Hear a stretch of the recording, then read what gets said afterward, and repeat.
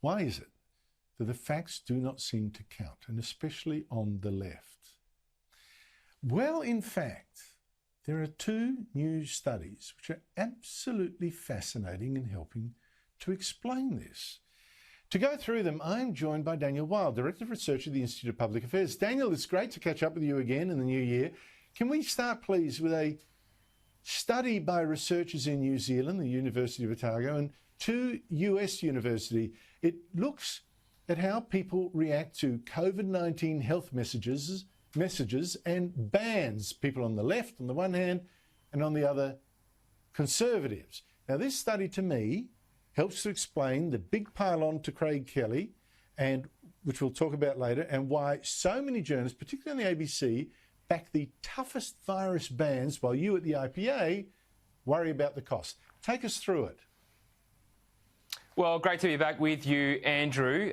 This is a very important study that basically says that those on the right, conservatives, with regards to the coronavirus, are more likely to have a balanced assessment of the different costs associated not only with the health impacts of the coronavirus, but the costs and the impacts of the lockdowns, whereas those on the left were more likely to use moralising, emotive language rather than engaging with the substance of the issue. For example, the common refrain that those who did not support heavy lockdowns in response to only a handful of cases were accused of the worst kind of motives when it came to vulnerable and elderly Australians. So the impact of this, Andrew, was that Australia was poorer for not having a more open debate about the valid and different approaches to managing the coronavirus. Of course, it was never the case that ourselves at the IPA or yourself or really anybody else in the country was arguing that there should be no response to the coronavirus. In fact, what it was argued is that precisely because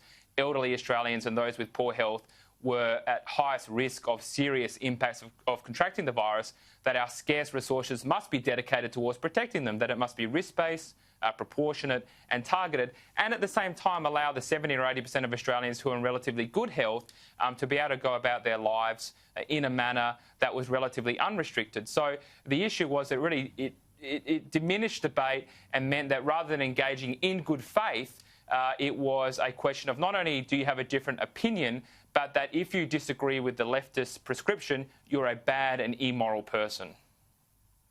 Well, that's actually true. I mean, my argument always was do better on what works and don't do what doesn't work, which seems to me pretty obvious.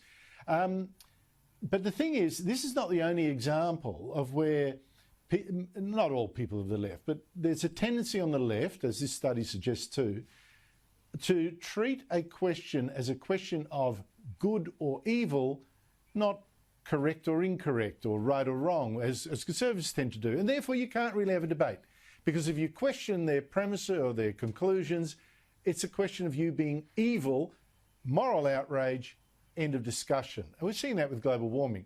Now the other study, Daniel, this one couldn't even get a publisher, which kind of proves the study's own point. This one is by Glenn Gayer, I hope I pronounced his name right, a professor of psychology at New York State University, who's going to be on the program tomorrow night, actually. He's the author of dozens of published peer-reviewed papers. Tell me about this study. How did it start?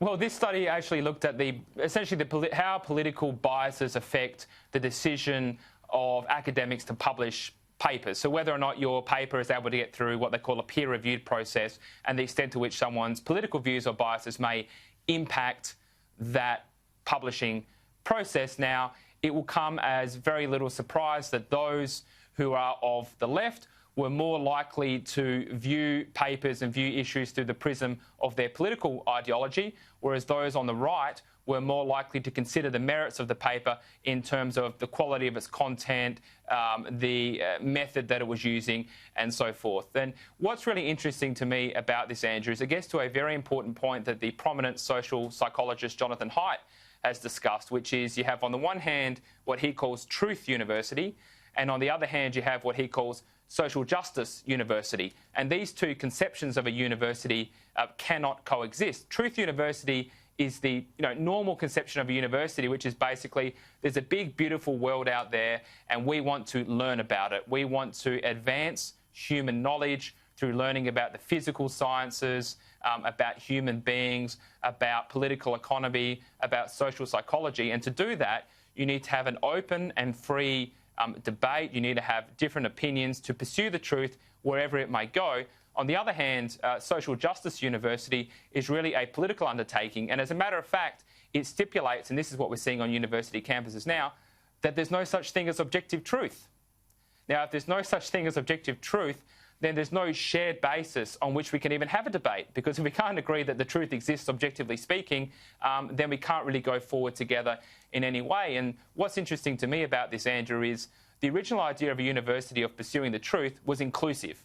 Anybody can do it, regardless of your race, your ethnicity, your skin colour, provided that you're willing to put your head down and do hard work and be honest and to debate in good faith.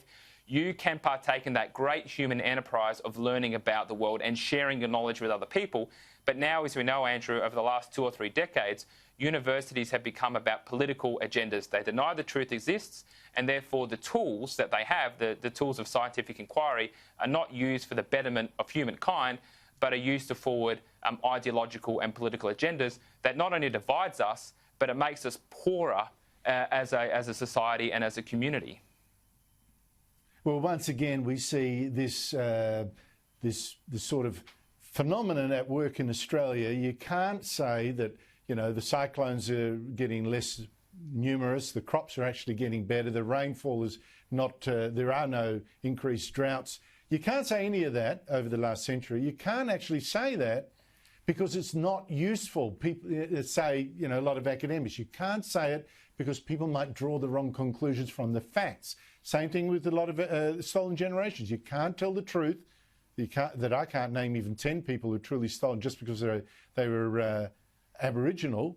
You can't say this because it's people might be racist or something. Again, the facts are put to one side. It has to be about social utility. So lies get told. Noble lies, but still lies.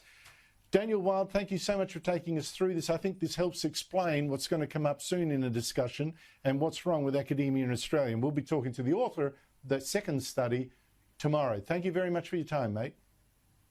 Pleasure. Thanks, Andrew.